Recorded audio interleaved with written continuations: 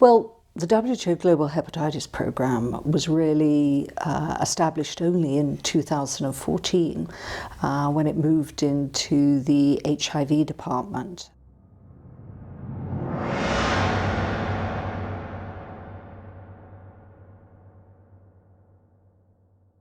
Hello Philippa, thanks for coming down and talking to me today. How has hepatitis evolved, in the last few years, and what have been the sort of major challenges and changes in this space? Many of the same challenges that faced HIV 2 decades ago, we faced in hepatitis. We had additional challenges. There were no funders of hepatitis as there were for HIV or tuberculosis.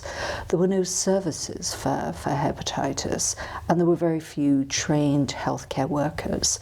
So that was the situation we faced in 2014, and from then on we've been on fast forward. So that's just 6 years then, that's not that long. We had to start with the basics, and at WHO, and particularly at headquarters, we obviously work very closely with our 6 regional offices and all the different countries. And so very quickly, over a period of a few years, we developed the hepatitis B guidelines in 2015, the hepatitis C guidelines 2014, which were then quickly updated, 2016, 2018 with new evidence, and then very importantly also testing guidelines for chronic viral hepatitis B and C. And then the other important piece from WHO was the development of a global strategy for hepatitis. And that strategy, that global strategy with targets for elimination, had lots of benefits. It laid out the roadmap for regions and countries to develop their own national plans and strategies. So we started with a handful of countries, but over the space of about 5 years, there's been a 5-fold increase in the number of countries developing national action plans. Not all of them have been implemented, but we're now more than 80 countries have those national action plans. And each country developing some form of financing strategy, largely reliant on domestic financing. And I think that has been the big difference with HIV and of course TB, is that with the absence of any global funder, that countries have really needed to step up and to come up with approaches, either using national health insurance, using loans, but largely dependent on some form of domestic approach. We've learned quite a lot from champion countries that have been out there with ambitions for elimination, the growing awareness that you have to decentralize, make your services, both testing and treatment, nearer to the patient. So I think that is the most important thing, is coming up with a very simple system and infrastructure and ensuring access to the low-cost drugs.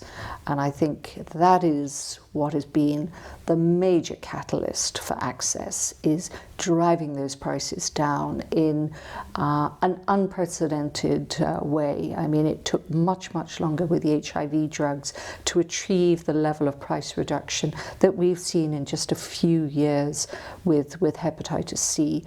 What else could we do really in hepatitis over and above what's already done? The driving down the price and having access to low cost, quality assured, pre-qualified DEA drugs is center stage in the whole access and scale up process. So WHO recommends 3 DEA regimens: sofosbuvir with daclatosfir, sofosbuvir with velpatasvir, and then the GP regimen as well. And all those are available through voluntary license schemes in a wide number of countries, more than 100. So Medicines Patent Pool has, as you say, the license for daclatosfir, as well as the GP regimen. So Medicines Patent Pool plays an extremely important role in promoting access and scale up. So the declatosphere with sofosbuvir is the most widely available, used and lowest cost regimen worldwide. So the majority of low and middle income countries are using that regimen. Medicines Patent Pool plays a key role in being able to facilitate access to the soft declatosphere. I think in terms of what more can be done, at present the license covers 112 countries, and I think there's always the potential to expand beyond those countries, and that should always be in our sight. And with GP at present, it's just 95 countries. I think there is still discussion about what is the optimal positioning of GP versus declatosphere. I think in patients with kidney disease, there's a very unique value of the GP regimen, and also in children, young children less than 12 years.